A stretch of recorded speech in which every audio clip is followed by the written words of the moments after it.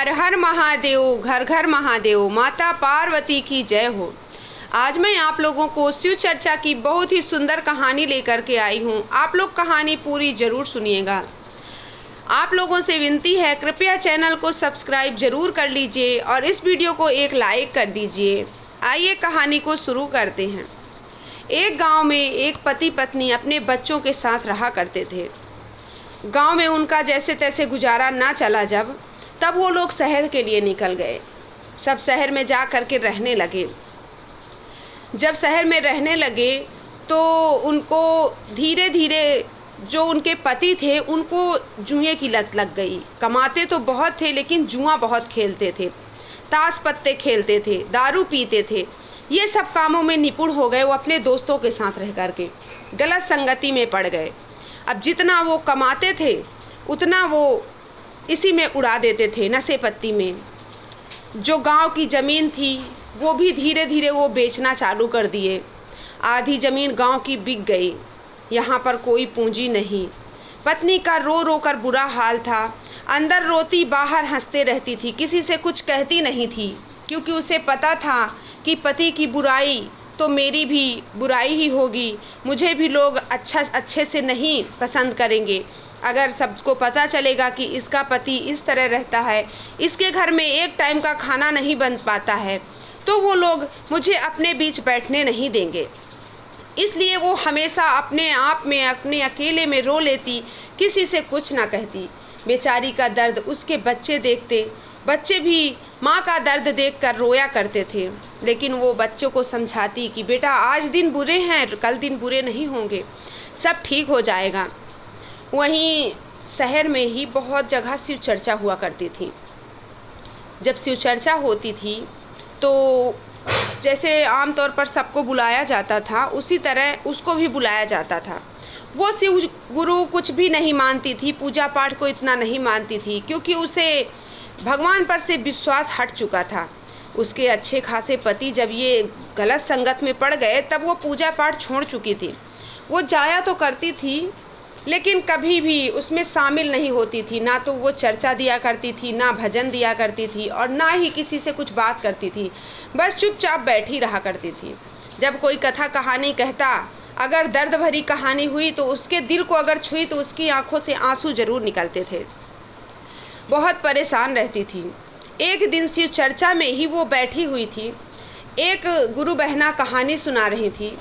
जो वो कहानी सुनते ही उसकी आंख से आंसू निकल आया। बगल में एक और बैठी थी, उनकी पड़ोसन। वो कहने लगी, क्या बात है, तुम क्यों रो रही हो? तुम्हें लगता है कोई ना कोई दर्द है अंदर जो तुम कह नहीं पा रही हो। वो कहने लगी, बहन किससे कहूँ? आज तुमसे कहूँगी, कल तुम किसी और से कहोगे, वो किसी और से कहेगा, बदनामी तो मेरे घर की ही होगी। पर मेरे हालात अच्छे नहीं हैं, बद से बदतर होते जा रहे हैं। गांव में जैसे तैसे कट रहा था तो हम गांव से शहर भागे कि शहर में अच्छी खासी कमाई करेंगे, अच्छा खासा कुछ ना कुछ करेंगे।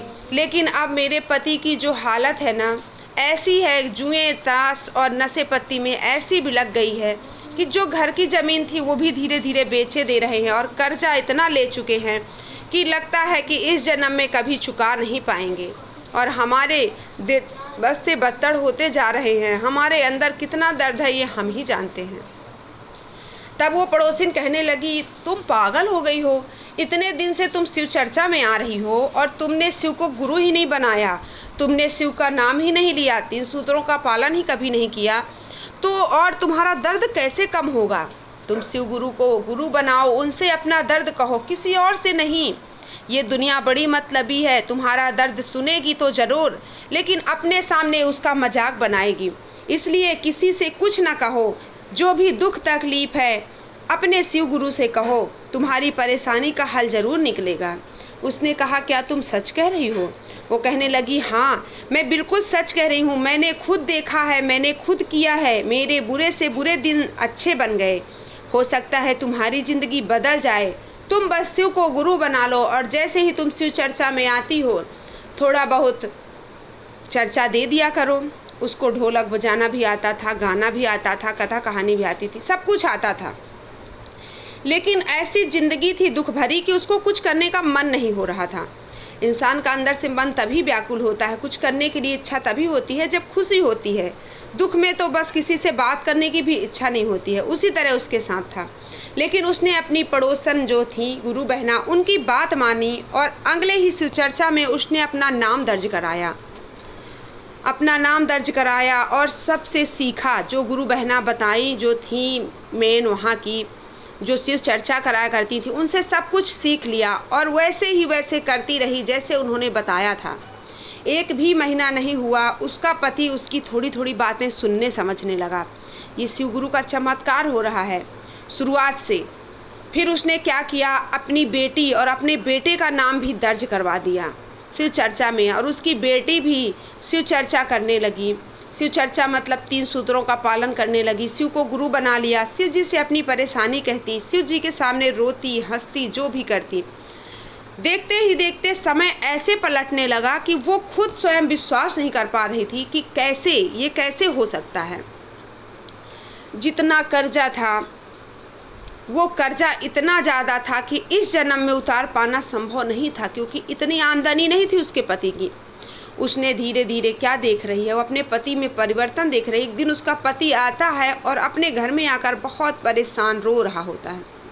पत्नी के पूछने पर बताने लगता है कि मैंने कर्जा बहुत ले लिया है, कहीं ऐसा ना हो कि मुझे लोग मार दें, कुछ भी हो सकता है, मैं क्या करूं, मुझे कुछ समझ में नहीं आता है।